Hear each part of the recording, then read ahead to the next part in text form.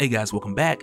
So now with us getting back into our talks of Shang-Chi Volume 2, which just kicks off with Shang-Chi versus the Marvel Universe. But with the way that this series and this event, like the way that they kick off, it's setting the stage for a number of things, rather than it only being what it appears, like in this case with this issue being called Shang-Chi versus Captain America. So let's talk about it, because what's building here, it's much bigger than just a line of consecutive matchups. So let's get into it. But first, if you're new to the channel, be sure to subscribe to catch the spills every week. And don't forget to hit that bell up top so we can squad up in the comments for the first hour.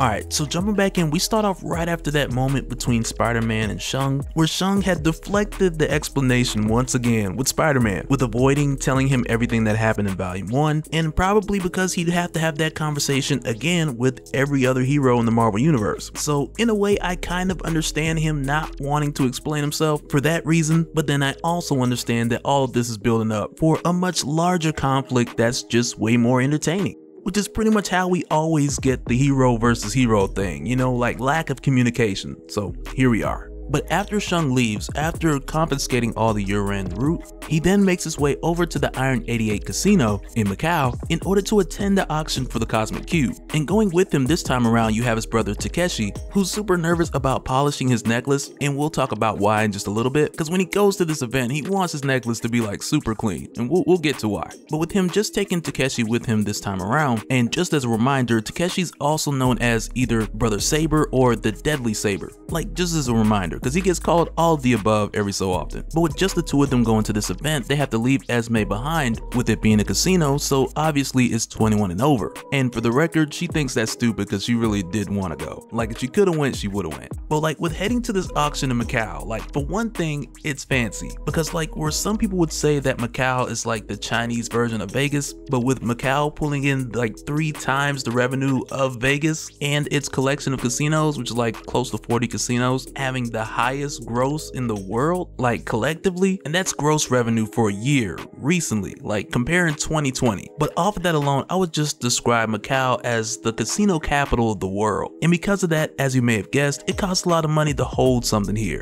So with the seeing the Iron 88 hold an auction for the Cosmic Cube here, this is an Omega level flex. But of course, with this attending, you also have the Hand, Hydra, the Inner Demons, MODOK with AIM, and to whom, by the way, MODOK does not like high five, so don't even try it. But with Shang and his brother making their way through the entrance of the Iron 88 casino, it's here where it's announced that the 5 Weapons Society has arrived. And with this happening, a majority of the people here, like they had no idea that Shang had recently taken his father's spot as leader of the 5 Weapons Society. And so when Deadly Saber introduces Shang as the Deadly Hand, and when he does, like everybody's head is turning like, oh, I know that ain't who I think it is, just going off of the pre-existing history that they have with Shang-Chi. And like for example, like you have this one dude from Hydra who's still upset because Shang punched him in the throat last year, and as a result he was speaking like a chipmunk, but Madam Hydra tells him to let it go because out of her respect for Shang's father, the late Shang Tzu, she only acknowledges that Shang has joined the 5 Weapons Society, which is what his father always wanted. But also, as we know from Volume 1 with the vision that Deadly Saber was given by the Grave Guardian, is that their father is counting on Shang to fulfill this destiny, so to speak, not only as the leader of the 5 Weapons Society, but for him to also rise in power and burn the world to ashes. It really is one of those things that I think back on and it has me kind of nervous about the title Shang-Chi versus the Marvel Universe, because it has me thinking like, yeah, Volume 2 is starting off slow, but it could go ham at any minute. But also with Brother Saber asking Shang like, how's my necklace, like every 2 seconds.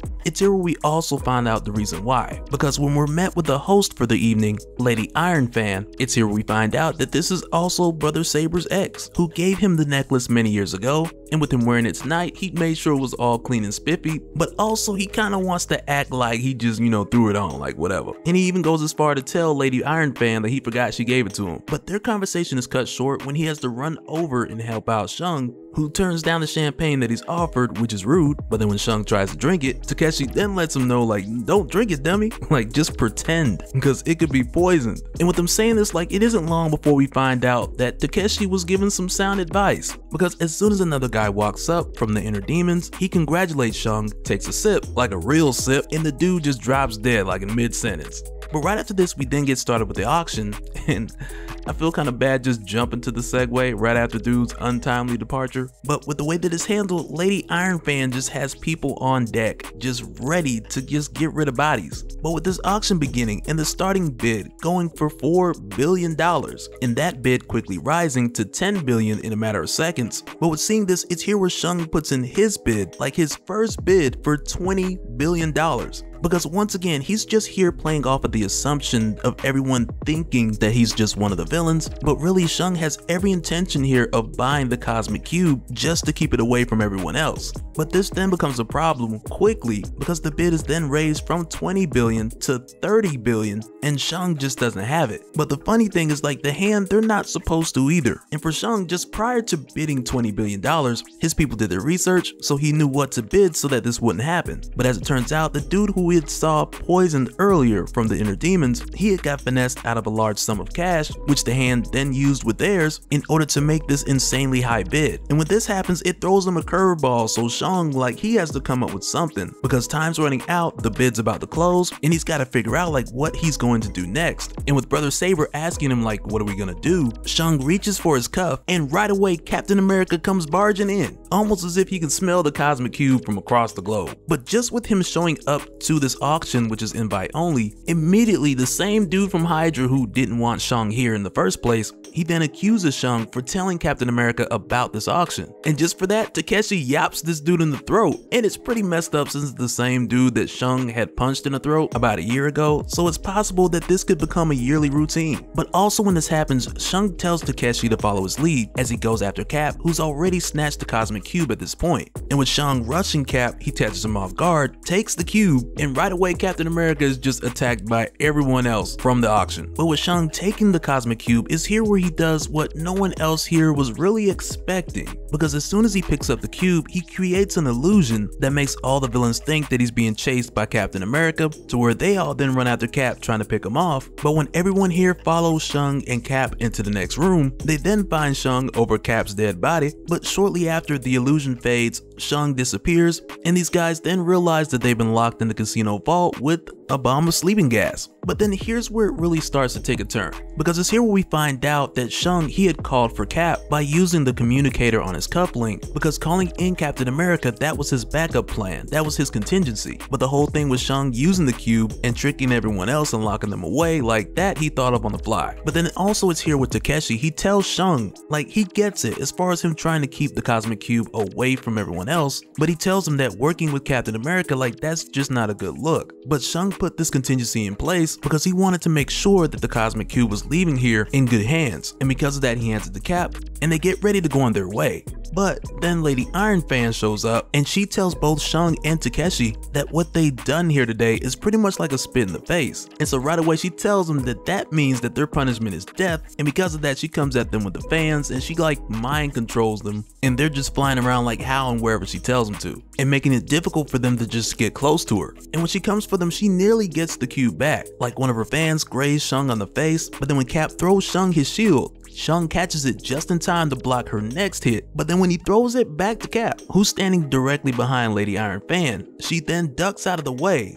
But when she turns around, Shang then takes her down so she can't mind control the fans, which then just causes them to fall out of midair. But with Lady Iron Fan catching the Street Fighter KO, Captain America calls in for backup to take her and a bunch of these other villains away, and with seeing this, Takeshi then picks up the Cosmic Cube and he hands it over to Cap, which from here pretty much seems to be like your clean-cut conclusion to a crazy night where you get this huge bust taking away a number of big players from Hydra, the Inner Demons, AIM, you name it. But as it turns out, when Cap leaves, Takeshi kind of gives him one of those looks like we seen him give from Volume 1, like after he had heard about Shang's destiny, and he gives this look to Cap as he leaves. But then also right after Cap leaves, Takeshi and Shang get in this huge argument when Takeshi confronts Shang for not telling him about Captain America in the first place.